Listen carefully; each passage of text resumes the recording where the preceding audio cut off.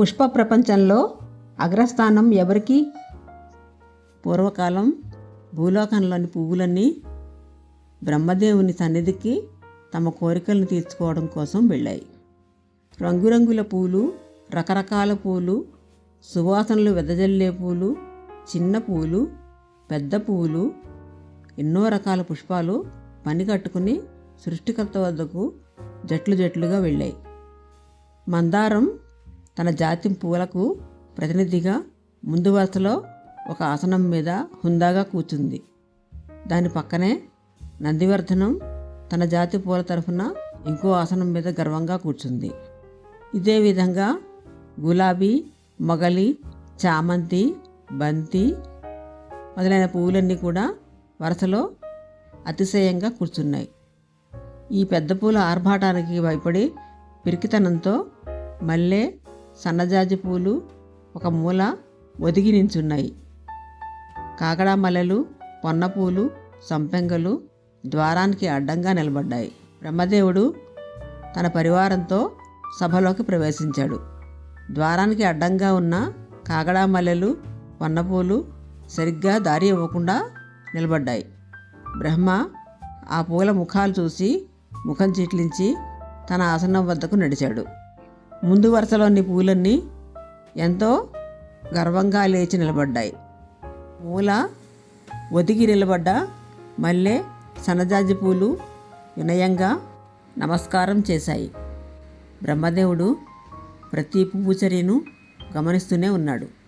బ్రహ్మ తన ఆసనం మీద కూర్చోగానే బంటు ముందుకు వచ్చి సత్యలోకంలోకి వచ్చిన పుష్పాలకు స్వాగతం. మీ బృందాల తరఫున ప్రతినిధులుగా మీ అర్హతల్ని దేవరవారికి విన్నవించుకొని కోరికల్ని కోరుకోండి. ముందుగా మందారం లేచి గర్వంగా సభను చూసింది. ప్రభు, మా జాతికి తగిన గుర్తింపు లేదు. ఎరుపు రంగు మా ప్రత్యేకత. మా అరుణవర్ణం అన్ని జీవులలోనూ ఉన్న రక్తవర్ణమే. కొట్ట వచ్చేటట్లు కనబడే ఎర్ర రంగు ఈ సృష్టిలో ఏ పూలకు ఉందో గుండెపై చెయ్యి వేసుకొని చెప్పమనండి.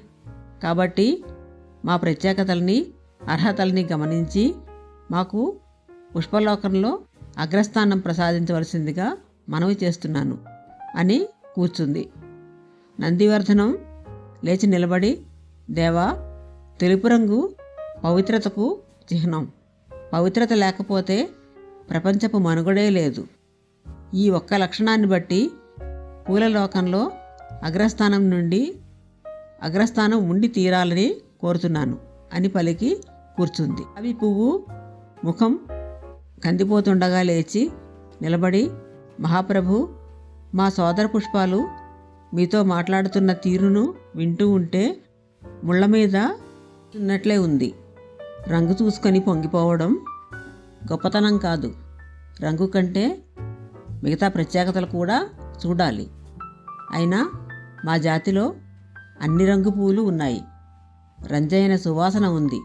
మా జాతికి ఎంతో చరిత్ర ఉంది. ప్రణయ చిహ్నంగా మా జాతి ప్రసిద్ధికెక్కింది. మా అర్హతల్ని పరిగణించి పూల ప్రపంచానికి అంతటికీ ప్రథమ స్థానాన్ని మాకే ఇవ్వాలి అని ముందు మాట్లాడిన పూలవైపు కోపంగా చూసి కూర్చుంది. బ్రహ్మ పరివారం గులాబీ అతిశయాన్ని చూసి ఆశ్చర్యపడింది. మొగలి చుర్రును లేచి నిలబడి, బ్రహ్మదేవా, ఈ పూలకు బుద్ధి లేదు. అసలు పుష్పలోకంలో రాజుగా ఉండడానికి శక్తి, సువాసన కలిగిన నా ఉనికే నిరాదరణ చేసి అవివేకంగా అవాకులు చవాకులు మాట్లాడుతూ ఉంటే మీరు కాబట్టి కిమ్మనకుండా ఉన్నారు. నేనైతే ఒక్కోదాన్ని నాలిక చీరెద్దును అని రోషంగా కూర్చుంది. బ్రహ్మదేవుడు తన పరివారం వంక నవ్వుతూ చూశాడు. బంతి, చామంతులు రెండూ లేచి నిలబడ్డాయి. రెండింటి తరఫున చామంతి మాట్లాడింది. దేవా, మాకు ఉన్నది బంగారం రంగు. బంగారం లోకంలో అమూల్యమైనది. బంగారం రంగు చామంతులు, ముద్దబంతి పూలు, కన్నుల పండుగ చేసే కమనీయ పుష్పాలు. ఇంటి కబురుల్లో వింత సోయగాన్ని కలిగించడమే మా ఉద్దేశం, మా ధ్యేయం. కనుక ఏమైనా సరే మా ఇద్దరికీ అగ్రస్థానం ఇవ్వవలసిందిగా బ్రహ్మదేవుని కోరుకుంది. తరువాత రెండు కూర్చున్నాయి. అంతవరకు మూల ఒదిగి నిలబడ్డ మల్లెపువ్వు బ్రహ్మదేవుని ఎదురుకు వచ్చి భక్తిపూర్వకంగా నమస్కారం చేసింది. ఆ సన్నని తెల్లని మల్లెపువ్వు వినయంగా నిరాడంబరత్వం బ్రహ్మ మనసును ఆకట్టుకున్నాయి. మల్లెపువ్వు సృష్టికర్త, మేము మీ చేతిలో రూపుదిద్దుకున్న చిన్నారి పువ్వులం. రంగులో కానీ రూపంలో కానీ ఇంతవరకు మాట్లాడిన సోదర పుష్పాల కంటే మేము నిజానికి తక్కువే. కానీ మీరే మమ్మల్ని ఈ విధంగా సృష్టించారు. ఈ రూపంలో ఎవరికైనా ఆనందం కలుగజేయకపోతే మా జన్మ చరితార్థమైనట్లే అని భావిస్తున్నాము. ఇటువంటి అవకాశం కలిగించినందుకు భక్తితో నమస్కరిస్తున్నాను అని పలికి నిలబడింది. ముందు వరుసలోని పూలన్నీ మల్లెపువ్వు మాటలను విని పరిహాసంగా నవ్వాయి. ఈ చిన్న పువ్వు ఇంత ధైర్యంగా మాట్లాడమా అని ఆశ్చర్యపోయాయి. తరువాత సన్నజాజి బ్రహ్మకు నమస్కారం చేసి, దేవా, నా మిత్రమైన మల్లెపువ్వు అభిప్రాయంతో నేను ఏకీభవిస్తున్నాను. మీ ఇష్ట ప్రకారంగా మా జీవితాల్ని నడిపించండి అని చెప్పి పక్కన నిలబడింది. కాగడా మల్లెలు, పొన్న పూలు నేనంటే నేనని వాదులాడుకుంటూ బ్రహ్మదేవుని ఎదుటకు రాగా, బ్రహ్మబంటు, మర్యాద తెలియని మీకు మాట్లాడే హక్కు లేదు, నోరు మూసుకుని వెళ్ళండి అని మందలించగానే ఆ రెండూ వెళ్ళి ద్వారం పక్కన కూలబడ్డాయి. అప్పుడు బ్రహ్మదేవుడు సభను కలియజూసి, పువ్వులారా, మీరంతా మీ కోరికల్ని వెలుబుచ్చారు. మంచిదే. మీ నైజంకి అనుగుణంగా మీలో కొందరు మాట్లాడారు. మీ కోరికలు మీ అర్హతలను బట్టి, మీ గుణాలను బట్టి ఉంటాయని మర్చిపోవద్దు. ఎర్రగా ఉన్న మందారం తన జాతి గొప్పదనం, గర్వాన్ని ప్రదర్శించింది. నందివర్ధనం అహంకారం చూపింది. కాబట్టి ఈ రెండు పూలు తమ పుష్పజాతిలో ప్రముఖంగా ఉంటూ మోగ పువ్వులుగా ఉండిపోతాయి. గులాబీ సంగతి చూస్తే అవివేకం, అమాయకత్వం, అతిశయం సమపాళ్లలో ఉండేటట్లు మాట్లాడింది. కనుక సువాసనతో శోభిల్లుతూనే ముళ్లతో ఉండేటట్లు అనుగ్రహిస్తున్నాను. పగలు పువ్వు ఎంతో పొగరబోతుగా ప్రవర్తించింది, అనుచితంగా మాట్లాడింది. అందుకనే దీనికి ముళ్ళు ఉంచి సువాసన ఇచ్చి పూజార్హత లేకుండా చేస్తున్నాను.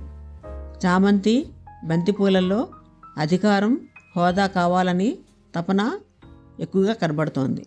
కాబట్టి స్త్రీల జడల్లో మాత్రం సోయగం వెదజల్లే వరాలని ప్రసాదిస్తున్నాను. సన్నజాజులు వినమ్రంగా, వినయంగా ప్రవర్తించడం అందరూ గమనించారు. మీలో కొందరు ఎగతాళి కూడా చేశారు. ఈ రెండింటిలో ఎంతో సంస్కారం, సభ్యత కనబడింది.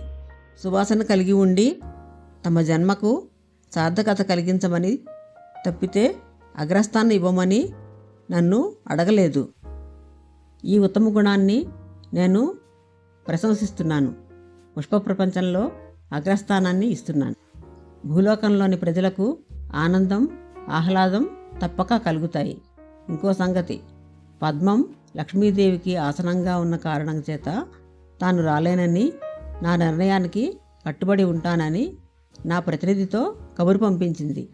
దాని కర్తవ్య నిర్వహణ ప్రశంసనీయమే. కానీ అన్ని పూలతో రాని కారణాన గర్హిస్తున్నాను. కనుక దానికి సువాసన తగ్గిస్తున్నాను. అయితే ఉత్తమమైన పూజాది కార్యక్రమాల్లో దానికి ప్రత్యేకంగా స్థానం ప్రసాదిస్తున్నాను. మీరు మీ ప్రదేశాలకు వెళ్ళవచ్చు అని తీర్పును వెలుబుచ్చాడు బ్రహ్మదేవుడు. బ్రహ్మదేవుడి తీర్పును, అభిప్రాయాన్ని శిరసావహించి పూలన్నీ భూలోకానికి వచ్చాయి. అప్పటి నుండి వాటి జాతిలో అభివృద్ధి పొందుతూ తమ ధర్మాన్ని నిర్వహిస్తున్నాయి. మీ అభిప్రాయాలను కామెంట్ల రూపంలో తెలియజేయండి. ఈ వీడియో నచ్చితే లైక్ చేయండి, సబ్స్క్రైబ్ చేయండి, షేర్ చేయండి, కామెంట్ చేయండి.